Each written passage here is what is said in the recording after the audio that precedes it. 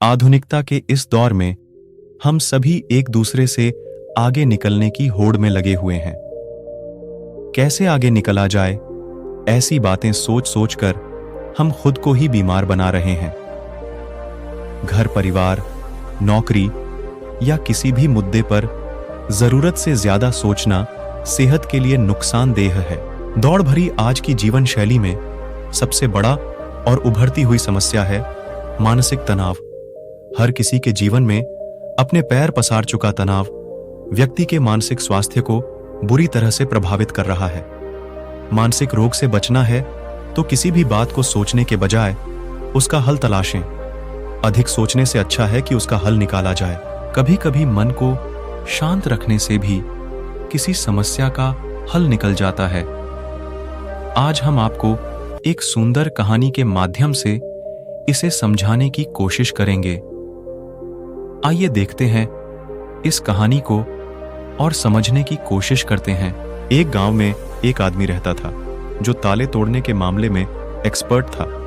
यानी कि जहां कहीं भी ताले तोड़ने की बात आती थी या लॉक को खोलने की बात आती थी तो उसका नाम सबसे पहले लिया जाता था। एक दिन कुछ समझदार लोगों ने उसकी परीक्षा लेनी चाहिए और उसको बता दिया गया कि आपको इस जगह पर इस तारीख को आना है और ताले को तोड़ना है। वह समय के अनुसार तय दिनांक को वहां पहुंच गया। उसे लोगों के द्वारा प्रतियोगिता के नियम समझा दिए गए। उसे समझाया गया कि आपको एक बॉक्स में बिठा दिया जाएगा और उस बॉक्स को पानी में उतार दिया जाएगा।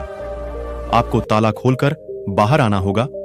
इस बीच आपको लगता है कि लॉक आपसे नहीं खुल पाएगा तो आप इमरजेंसी बटन को दबा सकते हैं और ऊपर आ सकते हैं, लेकिन आप प्रतियोगिता में हार जाएंगे। उसने सभी नियमों की हां कर दी और पानी में चला गया। जैसे ही वह पानी में पहुंचा तो उसने जेब में से एक तार निकाला और लॉक को खोलने की कोशिश करने लगा।